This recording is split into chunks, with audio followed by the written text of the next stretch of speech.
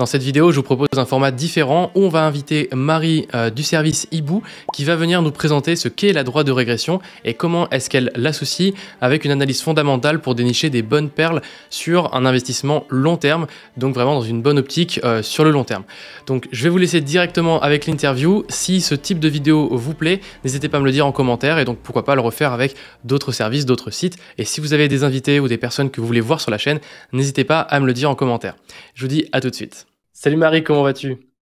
Salut Axel, ça va bien et toi? Très très bien. Est-ce que tu pourrais te présenter pour les personnes qui regardent cette vidéo? Oui, bien sûr. Bah, déjà, merci de m'accueillir sur ta chaîne. Et ensuite, donc, qui je suis? Marie de Rem, cofondatrice de Hibou.expert, qui est en fait un site internet qui commercialise des abonnements en conseil boursier, des abonnements mensuels. Et notre mission, c'est vraiment de fournir une information de qualité professionnelle à destination des investisseurs particuliers. Et c'est ce qu'on fait depuis un peu plus de 5 ans maintenant. D'accord. Et donc du coup, ça se matérialise comment? Donc c'est un logiciel sur lequel, en fait, vous avez des analyses qui sont du coup graphiques et comment dire, fondamentales, en fait, de différentes actions. Exactement, ouais. On a vraiment deux jambes dans nos services sur notre site internet. Donc, propose sur plus de 100 000 valeurs. Ça peut être des indices, des matières premières, mais surtout des actions, parce que c'est notre corps de métier. On propose donc des critères d'évaluation graphique pour, voilà, en un coup d'œil, avoir une idée de si on veut acheter ou vendre. Et après, nous, notre corps de métier, c'est vraiment l'analyse fondamentale. Et donc, quand on recommande des valeurs à investir à nos clients, c'est toujours adossé à des analyses fondamentales de la valeur où on va compulser ses comptes sur 15 ans, 20 ans, etc. Et ça, on réalise ce service qui est beaucoup plus lourd sur environ 150 valeurs. D'accord. Donc là, c'est 150 valeurs où vous allez regarder en détail quelle est la marge nette des entreprises, leurs dettes, etc. Voir aussi quels sont enfin, leurs domaines dans lesquels ils exercent, voir la concurrence, etc. Donc c'est une analyse beaucoup plus poussée. Exactement. Okay. Ouais, leur analyse comptable pour voir si la maison est solide, les fondations sont là. Analyse de son positionnement concurrentiel, c'est hyper important. Nous, chez Hibou, on aime les leaders parce que le bon élève, il a plus de chances de rester meilleur parce qu'il accumule de l'avance, etc. Et sa stratégie, est-ce qu'elle est pertinente? Si elle veut manger son marché, est-ce qu'elle s'y prend de la bonne manière, à notre avis, etc. D'accord.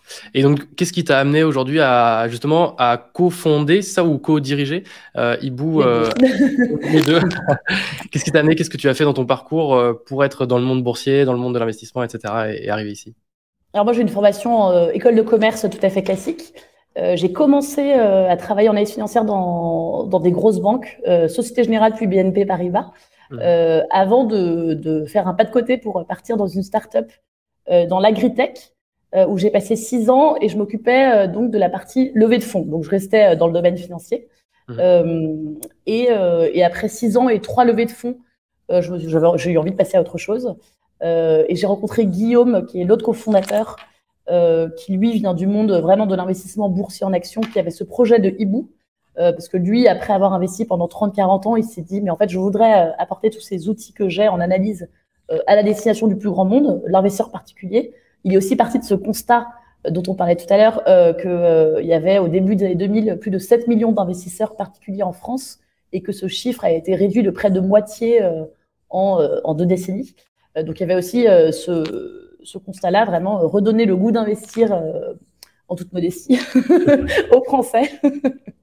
Mais donc voilà, notre mission, c'est vraiment de fournir de l'information de qualité professionnelle et en même temps abordable au plus grand nombre.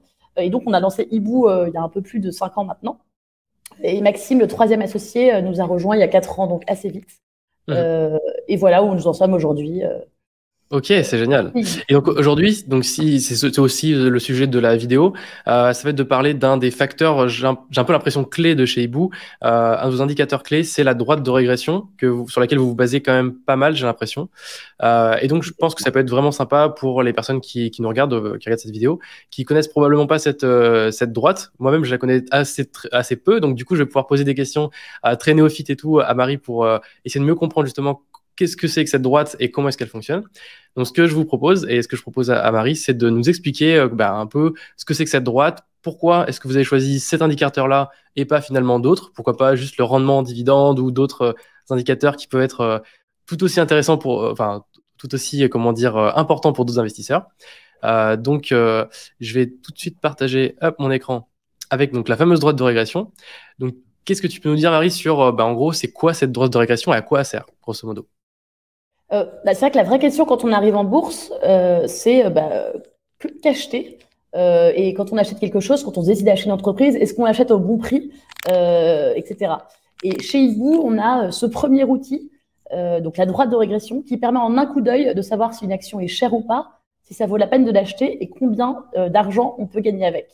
Alors bien sûr, c'est pas aussi simple, on verra par la suite, mais l'avantage de la droite de régression, c'est vrai que c'est très visuel. Et on peut se rendre compte en un coup d'œil de l'état d'une action. Elle a en fait 3 objectifs. Déjà, mesurer la valorisation d'une action. Est-ce qu'une action est chère ou décotée? Mesurer sa performance long terme à dividende réinvesti, c'est-à-dire à 5 ans, à 10 ans, à combien est-ce qu'on peut s'attendre à gagner? Et enfin, mesurer sa volatilité, c'est-à-dire ses variations. Est-ce que c'est une action dont le cours peut être divisé par 2 en l'espace d'un mois ou divisé par 10 ou autre? Donc c'est un outil qu'on a développé chez Hibou, c'est un outil mathématique, mais on a la particularité de l'utiliser nous, notamment sur de très longue durée. C'est vrai qu'en bourse, les gens ont souvent plutôt une vision court-termiste, et donc nous, on le fait sur 20 ans, 25 ans, le plus longtemps possible, parce que c'est ça qui la rend valable, c'est la durée sur laquelle elle prend ses données. Et en fait, c'est ce qui la droite de régression en général, c'est ce qui va représenter le mieux la distribution des différents points de cours sur un graphique. Ça établit vraiment la tendance, on le voit, hein. Là, le cours est représenté en bleu, le cours de la société. Donc ça, c'est L'Oréal, comme c'est marqué sur le slide. Et en rouge, on a tracé la droite de régression qui montre un peu la tendance donc, de ce cours de L'Oréal. D'accord. Toutes les entreprises, du coup, n'ont pas cette tendance-là qui est haussière, hein. J'imagine qu'il y en a d'autres qui sont droites, d'autres peut-être qui sont en baisse. Exactement, ouais, tout à fait, tu as raison. On appelle ça la pente, on va revenir dessus tout à l'heure. Et donc, on propose cet outil-là graphique, comme je disais tout à l'heure, pour plus de 100 000 valeurs sur notre site, bien sûr, sur les grands indices comme le CAC, le SBF, le Dow Jones, etc., mais aussi, bien sûr, les actions, avec donc ces 3 objectifs que je mentionnais tout à l'heure: mesurer la valorisation, mesurer la performance à long terme et mesurer la volatilité d'une action. En fait, d'une certaine manière, si je devais résumer, je dirais que si j'ai bien compris, hein, la droite de régression, c'est un outil qui donne le prix juste, entre grands guillemets, d'une action. Est-ce que c'est à peu près ça? C'est tout à fait ça.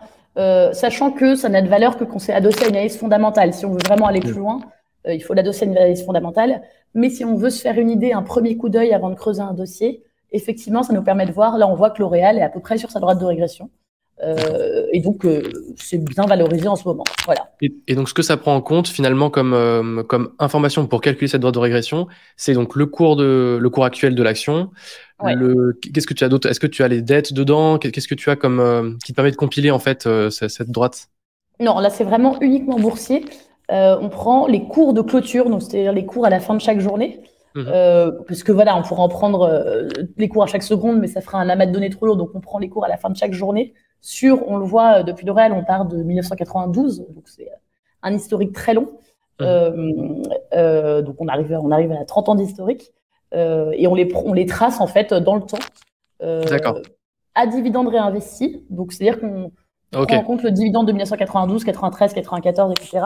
pour vraiment mesurer la performance réelle de l'action. Un investisseur qui a acheté son action en 92, il l'a acheté tant, et ben voilà, plus de 20 ans plus tard, plus de 30 ans plus tard, pardon, sa performance sera de ça. Voilà. Ouais, parce qu'aujourd'hui, c'est quand même très compliqué d'avoir la performance, justement, dividende réinvesti. J'ai pas l'impression qu'il y ait d'outils qui permettent de le calculer, ça, d'avoir dividende réinvesti. Non, effectivement, on fait partie des seuls à l'afficher à dividende réinvesti, effectivement. D'accord. Pour nous, c'est la manière parce que c'est la manière la plus juste d'évaluer la performance, en fait. Parce que c'est pas seulement un cours, c'est aussi un dividende.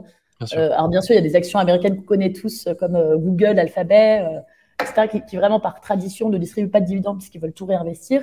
Mais en fait, une action peut-être moins brillante, mais qui a un rendement, donc c'est le dividende sur le cours de 10%, 15%, c'est hyper lucratif aussi, quoi. Donc, voilà. D'accord. Ok. Donc ça, c'était la droite de régression. On peut voir, donc par exemple, celle de L'Oréal, donc on a vu juste avant, comme tu dis, qui s'aligne donc sur sa droite elle-même. Oui, à peu de choses près, ouais. Donc effectivement, là, on a fléché en rouge, c'était la droite de régression.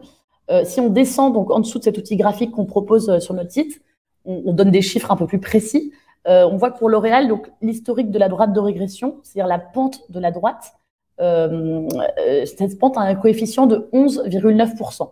Qu'est-ce que ça veut dire? C'est que chaque année, en réinvestissant les dividendes, sur la longue route avec L'Oréal, par le passé, mais donc ça veut dire, comme on a un historique de 30 ans, qu'on peut raisonnablement espérer que ce sera similaire dans le futur, un investisseur sur la longue route va gagner avec L'Oréal 11,9% par an en moyenne par rapport à son investissement initial. Donc c'est une performance qui est très intéressante, surtout qu'on dit la bourse, c'est risqué, etc. Mais L'Oréal, c'est là depuis plus de 100 ans, c'est hyper stable. Donc voilà, c'est comment dire, un bulldozer hyper safe dans le domaine boursier et ça rapporte du 12% par an.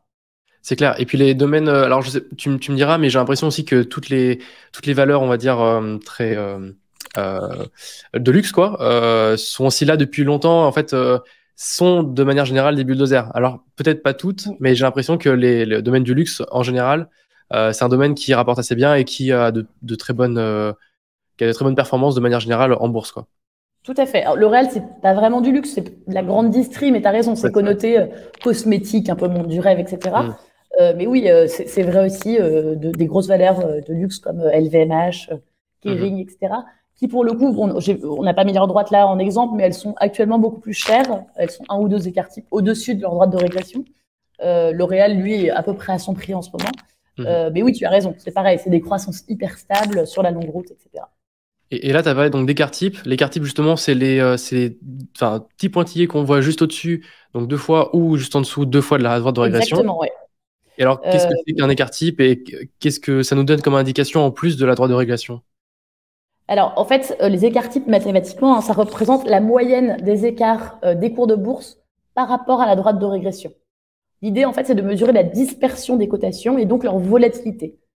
Donc, en gros, plus l'écart type est important, plus l'action est volatile. Alors, la volatilité, c'est un risque, hein, bien sûr. Si on achète quelque chose 100 € et demain, ça descend à 50, c'est un peu dur psychologiquement à supporter. Mais donc, ça signifie que le cours de l'action peut varier très brutalement. Mais si on sait l'utiliser, c'est aussi une chance. Parce que quand on a une valeur comme L'Oréal, par exemple, dont le cours peut passer brusquement, c'est pas le cas ici, hein, mais voilà, si on sait que son cours peut passer de 50 avant de remonter à 100, c'est génial pour un investisseur parce qu'il peut l'acheter à 50, quelque chose qui vaut en réalité 100.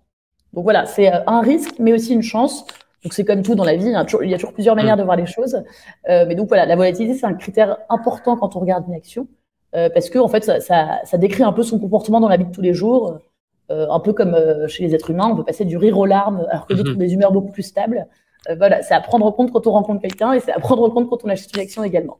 Et donc, un moyen de l'utiliser, en gros, concrètement, sur votre site, ce serait de dire, quand tu as des très gros écarts et que donc on descend vraiment en dessous de la droite de régression et que donc corrèle à une analyse fondamentale forcément qui est bonne, ça veut dire que là, c'est un bon moment de se positionner parce que ça veut dire que on a une bonne volatilité qui permettrait du coup de remonter assez vite et assez fort sur la courbe. Est-ce que c'est à peu près ça que... Oui, alors il y a 2 choses. La volatilité, c'est le fait de régulièrement prendre ou perdre 30%, 50%, 60%. Des valeurs de secteurs notamment cycliques comme l'automobile vont avoir ce type de profil.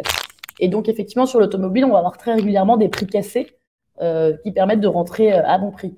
Et après, la valorisation, c'est la position du cours par rapport à sa droite de régression, à -1, -2 écart type ou +1, +2. C'est encore autre chose, mais effectivement, plus une société est volatile, plus elle va franchir ses écarts types à la hausse ou à la baisse. C'est 2 notions un tout petit peu différentes, mais effectivement qui se rapprochent. Tu as raison. Et dans le cas de L'Oréal, du coup, toi, tu avais mentionné, enfin là, tu avais mis en avant la volatilité qu'ils avaient donc de 32%. Ouais, 32,4%. Ouais. À titre indicatif, la volatilité de la bourse, si on regarde par exemple l'indicateur qui s'appelle le SBF 120, donc qui regroupe les 120 plus grandes cotations françaises, dont fait partie L'Oréal bien sûr. Le SBF 120 a une volatilité de 27,9%. L'Oréal, se dire que assez régulièrement, la valeur de cet indice va varier de plus 27,9% à la hausse ou à la baisse.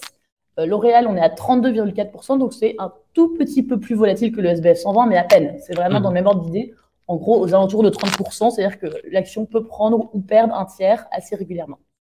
Et toi, la volatilité, tu le vois comme quelque chose de positif ou négatif à titre, on va dire, investisseuse particulier? Toi, comment dire, la plupart des personnes, on va dire, devraient investir sur des entreprises où il y a une faible volatilité ou justement qu'il y a une plus grosse volatilité? La règle, c'est d'investir dans des bonnes valeurs, dans des entreprises solides. Mhm. Mais c'est vrai que celles qui ont une plus forte volatilité parmi ces entreprises solides offrent plus d'opportunités d'entrée souvent, en fait. Parce que D'accord. un LVMH ou un Kering, eh ben, ça va rarement varier et être Mhm. soldé, entre guillemets. Et, et en- Alors que des valeurs plus volatiles vont régulièrement offrir des points d'entrée intéressants. D'accord. Et en fait, donc vous, si j'ai bien compris un peu la stratégie de Hibou, est-ce que ce serait de faire des entrées-sorties, donc finalement, de dire d'entrer à un point intéressant, de sortir quand on est surévalué, donc on sort de la droite de régression un peu en hauteur. Est-ce que c'est à peu près ça on va dire la stratégie boursière de chez Hibou, si je devais Tout résumer à un peu? fait. Tout C'est à fait. ça. On achète des bonnes valeurs à un prix décoté. Ok. Et après, pour la sortie, nous, on a une vision vraiment long terme parce qu'on considère que c'est la seule manière de ne pas se tromper. Donc, Mhm. on étudie les cours sur le long terme, on étudie les comptes sur le long terme et on investit également sur le long terme. L'idée, c'est de garder sa ligne longtemps. Parce que voilà, si on vise une revente à 3 mois, en fait, on ne sait pas ce qui peut Mhm. se passer. Il peut se passer le Covid, il peut se passer les subprimes, il peut se passer plein de choses qu'on ne peut pas prévoir à court terme. En Mhm. revanche, sur la longue route, on sait, dans le cas d'un L'Oréal, L'Oréal, nous, on l'achète pas aujourd'hui parce que c'est au prix, mais c'est pas décoté, même si Mhm. c'est excellent.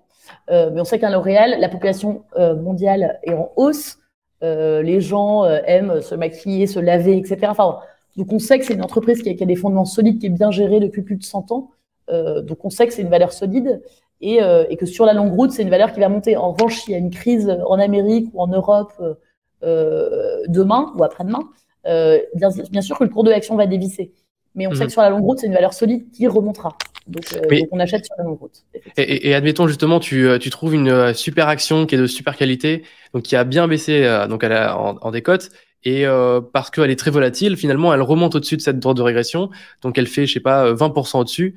Est-ce que en quelques mois, est-ce que vous allez le garder justement avec une vision long terme en disant on va le garder longtemps, ou est-ce que vous allez dire finalement c'est une bonne opportunité de revente, donc je revends ma position à ce moment-là, C'est vraiment au cas par cas. On au cas par peut, cas. si on a besoin de liquidité à un instant T, on va la revendre par exemple, parce que voilà, on a besoin de dégager du cash pour acheter d'autres choses des côtés.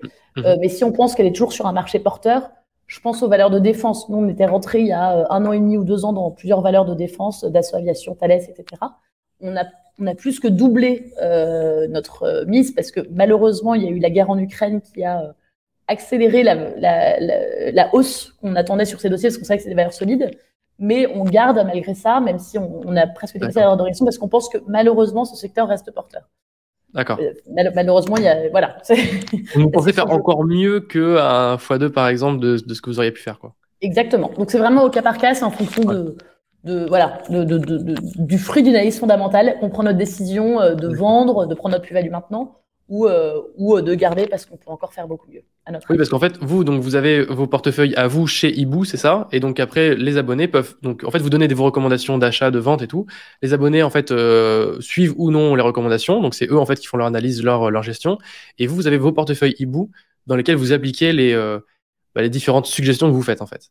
Exactement. Je précise juste que ces portefeuilles sont des portefeuilles fictifs, parce que nous, Mhm. on a un statut de média, en fait, hein. On n'est pas du tout gérant. Donc voilà, ce sont des portefeuilles virtuels, mais qu'on invite nos abonnés à reproduire, effectivement, s'ils le D'accord. veulent, s'ils le sentent. Et voilà.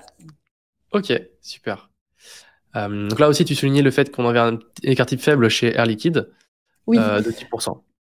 Air Liquide, c'est la société française qui a le plus d'actionnaires particuliers. Donc voilà, tout le monde connaît souvent de nom cette action. Et c'est quelque chose de très solide, hyper récurrent, etc. Et on le voit, il y a un écart type qui est faible par rapport à sa rate de régression, 10%, donc c'est 3 fois moins volatile même que le marché. Et c'est un dossier génial, mais c'est vrai que du coup, qui offre moins d'opportunités d'achat à prix cassé. Mais c'est un dossier hyper solide, hyper récurrent, etc. Donc quand on achète du Air Liquide, on sait que l'action va assez peu osciller autour de sa droite. Mhm. Euh, et voilà. Ok, et donc là l'inverse, c'est que Société Générale, elles, son cours, c'est vraiment du yo-yo. Et là, on est sur Exactement, ouais. 60%. Presque 70% de volatilité. Donc voilà, ce qui ne veut pas dire, qu'il ne faut pas l'acheter, hein. Au contraire, ça offre plein d'opportunités d'entrée. Mais quand on l'achète, on sait que ça peut perdre assez facilement 70%. Il ne faut pas forcément s'en inquiéter. Idéalement, c'est d'acheter à un point bas, bien sûr, pour limiter la volatilité à la baisse. Mais voilà, c'est une action qui peut dévisser beaucoup ou augmenter beaucoup par rapport à son cours, à sa valeur réelle, disons. Mhm. Et donc là, ce qu'on a mentionné juste avant, c'est justement ce qu'on a vu juste avant. Donc, quand c'est au-dessus de la droite de régression, c'est que l'action est probablement surévaluée. Euh, Exactement. Voilà, et donc là, aller au-dessus du coup deuxième écart type. Donc, est-ce que tu peux repréciser? Donc, ça veut dire que donc il y a un volume qui est deux fois. Enfin, c'est quoi en gros la proportion des actions qui. Je sais pas tu vois ce que je veux dire. En gros, que signifie que cette ligne bleue en fait dépasse ce deuxième tiré, hein, cette deuxième ligne de tiré? En fait, enfin, ça veut dire que c'est surévalué. Alors, plus un écart type, c'est un peu surévalué, et plus deux écarts types, c'est très surévalué. Et à l'inverse, sous-évalué ou très sous-évalué. Après, qu'est-ce que ça veut dire en pourcentage? C'est propre à chaque action, parce que l'écart type, en fait, la taille de l'écart type, on l'a vu, mesure la volatilité. Donc, dans le cas de Air Liquide, plus deux écarts types, ce sera plus 20% à peu près. Dans le cas de Sogé, ce sera plus 140. Donc, c'est donc c'est la valeur, c'est au cas par cas. Oui, c'est vraiment en fonction de la valeur. Ok.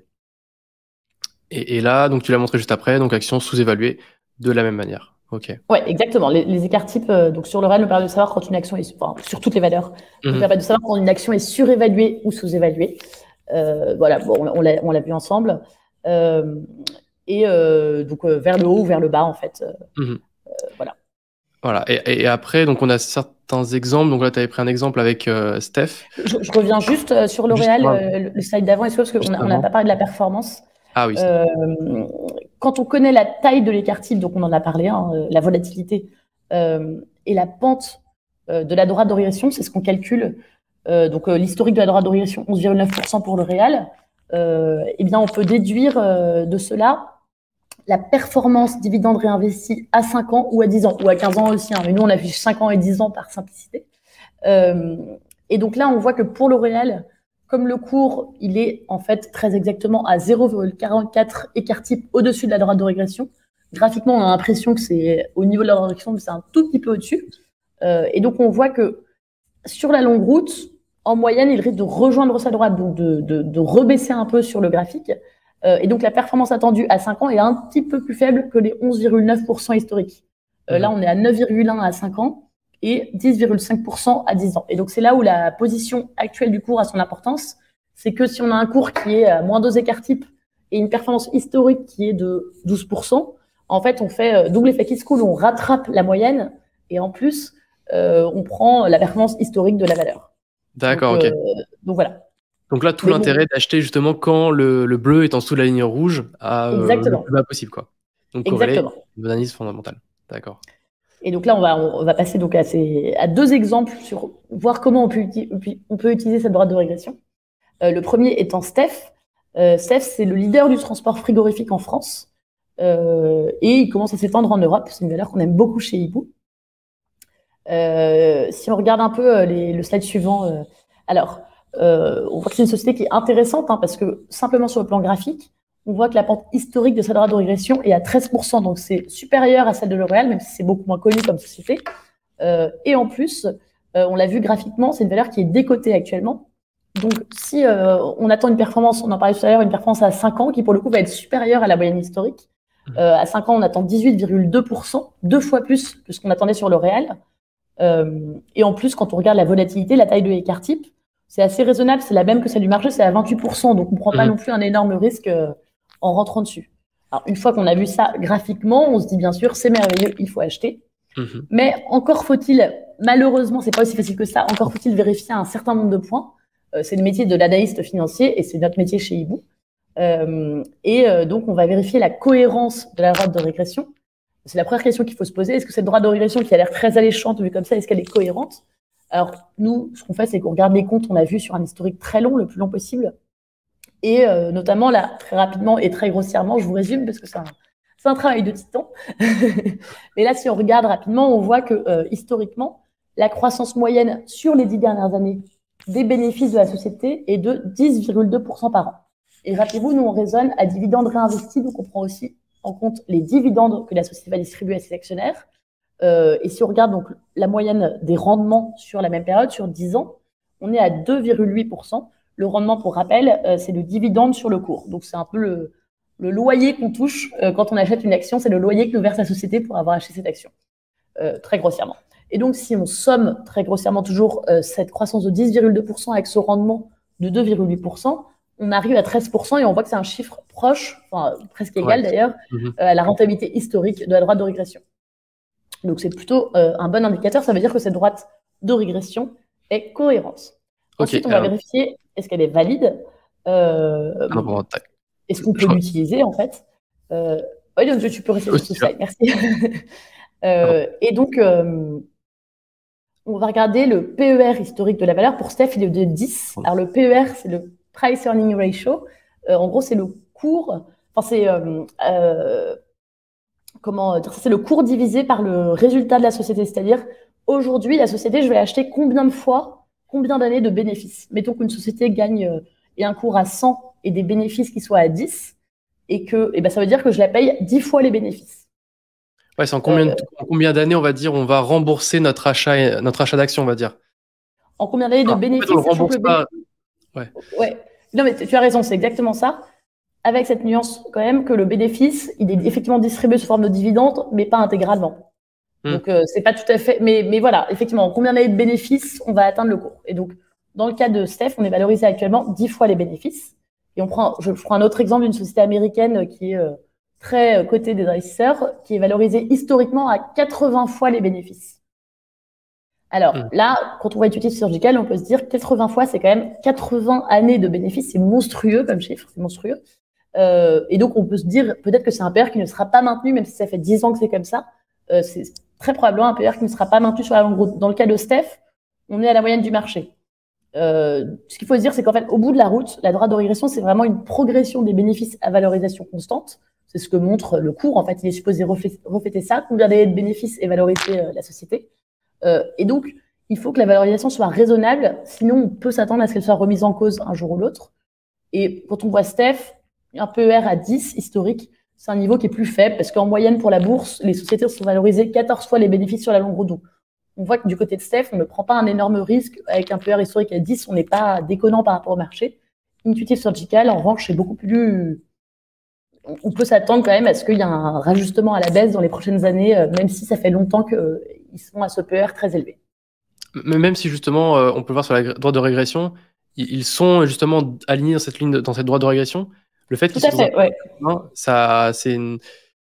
Enfin, comment dire, est-ce que la droite de régression, justement, ne garantit pas le fait que, justement, ça va poursuivre cette droite de régression? La droite de régression, ça ne garantit rien du tout. Hein. C'est vraiment juste un indicateur visuel, mais qu'il faut derrière, on parlait, vérifier sa cohérence et vérifier sa validité.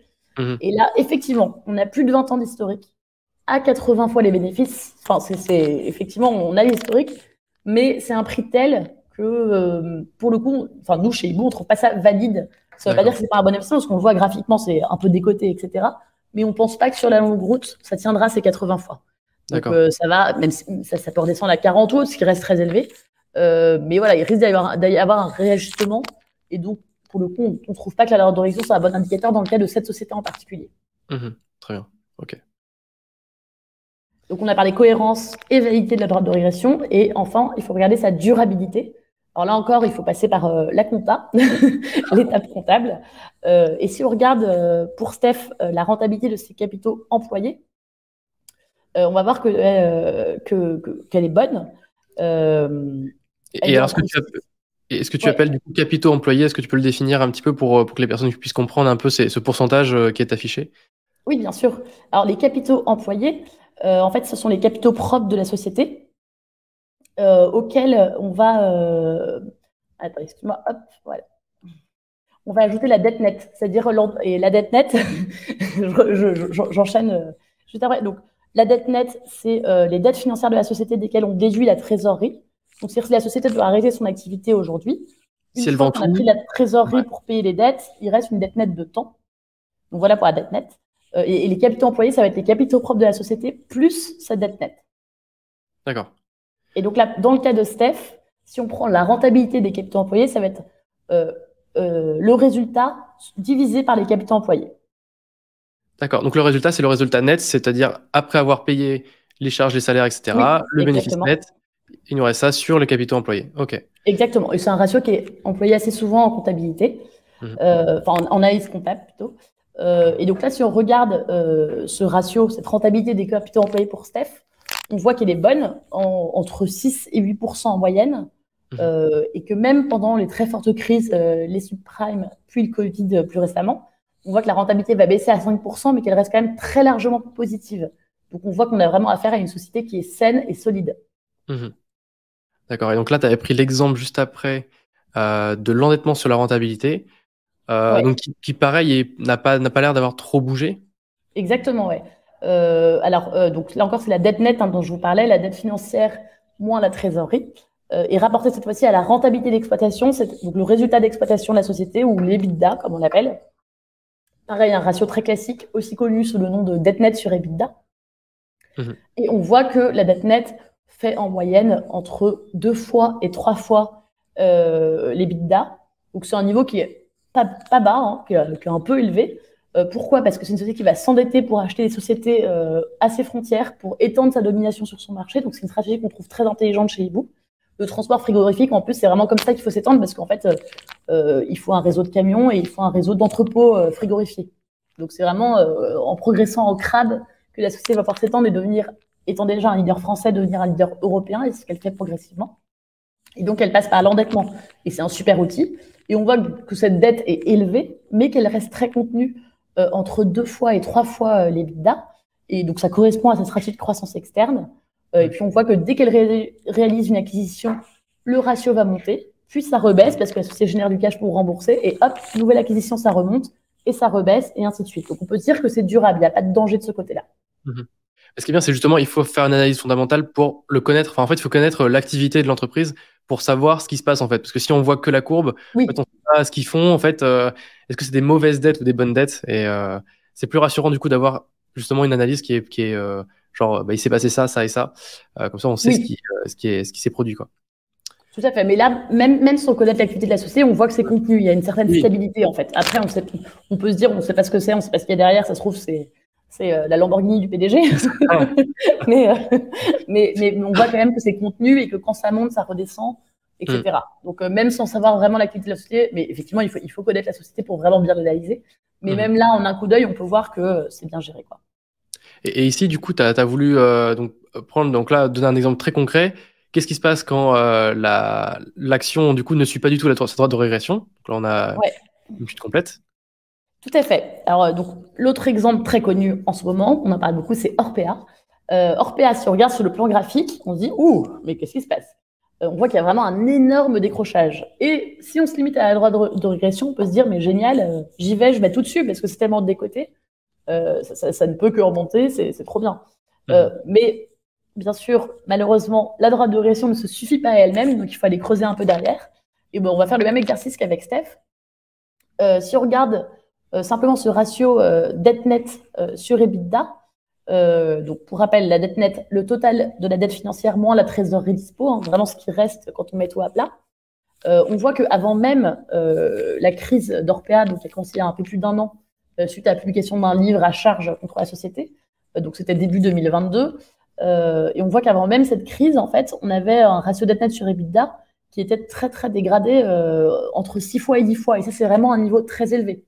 Quand il faut 6 à 10 ans de bénéfices d'exploitation, c'est même pas le bénéfice net, pour rembourser la dette, c'est très lourd. C'est très lourd. Alors, ça s'explique parce que c'est une société qui a des infrastructures lourdes, des maisons de retraite, c'est beaucoup d'investissements, etc. Mais voilà, ils étaient, avant même d'avoir tous ces problèmes qu'on leur connaît, ils étaient très endettés. Et le problème, c'est que quand les problèmes arrivent, justement, si déjà avant on a une dette élevée, et ça ne peut que nous enfoncer. Donc voilà ce qu'on voit sur eux. Et si on regarde la rentabilité des capitaux employés sur le graphique, donc pareil, capitaux propres plus dette nette, ce qu'on avait regardé pour Steph également, on voit que la rentabilité des capitaux employés est très faible avant même la crise. On voit entre 2,5 et 3%. Donc ça veut dire qu'au moindre incident, hausse des taux ou scandale comme ça a été le cas avec les Fossoyeurs ou autres, la société va perdre de l'argent alors qu'elle est très endettée. Donc, la rentabilité est faible, la dette est élevée, donc quand la rentabilité baisse, c'est la cata. Et là, on voit bien le scandale, donc c'était début 2022, mais c'était au moment de leur clôture des comptes, donc ils ont comptabilisé des provisions sur 2021, et on voit bien l'effondrement de la rentabilité sur l'exercice 2021 à 0,5% suite au scandale, et on pense que ce n'est pas fini chez Hibou. Donc voilà, quand on voit, malgré l'incroyable décote qu'on voit sur le graphique, on voit bien là que c'est pas une bonne idée d'aller chez Orpea quand on creuse, et ce avant même la crise déclenchée par le bouquin il y a un peu plus d'1 an. Mmh. D'accord. Donc, ouais, on a vu la différence, du coup, ces deux cas-là où justement on a une analyse, graphique et une analyse fondamentale qui se suivent. Et donc, du coup, vous, sur eBoo, c'est que sur votre site, vous avez, donc, je crois que c'est sur la partie bleu ou vert, je sais plus, vous avez les chiffres graphiques et notre partie chiffres Exactement. fondamentaux. Et donc, en fait, on peut voir justement la liaison entre les deux. Donc, si les deux donnent à peu près le même chiffre, ça nous rassure sur le fait que Ouais. si c'est décoté, alors ça peut être un bon moment de se positionner sur l'action. Et si justement c'est pas corrélé, comme ce cas-là, bah là, c'est pas spécialement clairement le bon moment de se positionner. Oui, alors si c'est pas corrélé, il faut se fier uniquement à l'analyse fondamentale, parce que pour le coup, elle vaut toujours. Il y a plein de cas, on n'en a pas parlé là par simplicité, mais il y a des sociétés qui sont cotées depuis 3 ans. Donc la droite de régression n'est pas du tout significative parce que l'historique est trop faible. Donc là, il n'y a que l'analyse fondamentale qui vaut. Il y a des sociétés qui changent structurellement, c'est le cas d'Orpea, où voilà, il faut se fier uniquement au fondamental. Mais dans le cas des sociétés où le fondamental et le graphique se répondent, c'est vraiment un point ultra positif parce que voilà, on sait que tous les feux sont au vert, quoi. D'accord. Et alors, j'avais juste une petite question avant de conclure. Est-ce que vous avez fait un peu la droite de régression justement des différents, comment dire, indices boursiers, SP500, etc. Et donc, pour essayer de voir quel est le bénéfice, on va dire, à faire une analyse ponctuelle, enfin, pas ponctuelle, mais une analyse de chaque entreprise, plutôt que de prendre, par exemple, un indice qui, en fait, va, comment dire, naturellement nettoyer, les entreprises dedans, parce qu'en fait, comme elles prennent par exemple le top des capitalisations, en fait, celles qui vont être un petit peu en baisse vont sortir naturellement de l'ETF, d'autres qui vont re-rentrer. Est-ce que les ETF sont de bons placements et est-ce qu'ils sont euh, bien évalués en fait par rapport à ce qu'on pourrait faire nous en particulier? Alors l'ETF, c'est un outil intéressant, hein, notamment quand on n'a pas le temps. Le problème, c'est qu'aujourd'hui, là, le CAC 40 et le SBF 120, ils sont au-dessus de leur droit de régression. Ils sont survalorisés. Donc, si on achète un ETF aujourd'hui, on achète un marché cher. Et il y aura une correction. Pas forcément demain, mais il y en aura une à un moment. Et donc, on va descendre, puis remonter, etc. Mais l'idéal, c'est quand même d'acheter toujours décoté, en dessous quelque chose de qualité et décoté. Et quand on achète un indice, en fait, on achète le niveau actuel. Et le niveau actuel, parfois, il est bas. En mars 2020, acheter un ETF, c'était très bien parce que le marché était tellement bas qu'on a pris toute la hausse, mais il fallait le vendre il y a 1 an à peu près, avant que les marchés décrochent. Et ça, en fait, quand on fait ça, il faut prévoir le marché. Tout le monde le fait, tout le monde se plante. En revanche, acheter sur la longue route une valeur solide et à un prix dont on voit qu'elle est décotée. Et ça, c'est vraiment, il n'y a que la bourse qui offre ça, parce qu'un appartement, par exemple, sans doute un des investissements préférés en France, c'est d'acheter son appartement. Mais sur le marché, si on fait une affaire en achetant un truc 10% en dessous du prix du marché, c'est le Pérou. Ça n'arrive que très rarement. Globalement, le marché de l'immobilier, il est assez stable. En bourse, en revanche, ça arrive tout le temps d'avoir des valeurs à moitié prix, quoi. Tout le temps. Donc c'est pour ça que c'est un outil formidable. Et acheter l'indice, effectivement, quand on n'a pas le temps, quand on n'y connaît rien, c'est tentant. Mais aujourd'hui, notamment, c'est une bêtise. Parce que l'indice est haut. On a bien rattrapé la baisse de ces derniers mois. Et donc, acheter l'indice, c'est aussi acheter la paume qui va suivre un jour ou l'autre, quoi. D'accord. Et quand je dis paume, c'est pas une catastrophe. Hein, c'est juste que voilà, l'indice est volatile de 30%, on l'a vu. Donc, oui, de toute façon, après, si les gens font du DCA, bon, ils vont faire une moyenne d'une hausse, d'une baisse, et donc moyenner, en fait, justement, en fait, ils vont faire eux-mêmes cette droite de régression. Oui, alors effectivement, s'ils achètent un petit peu chaque mois, c'est très bien, mais c'est encore mieux d'acheter un petit peu chaque mois des valeurs pas chères et de qualité. C'est ça. Et donc là, on peut se faire des rattrapages, comme tu montrais, de 20% en fait sur 5-10 ans. Bien sûr, ouais. Oui, mais oui, tu as raison, de 20% par an. Donc, oui, en plus.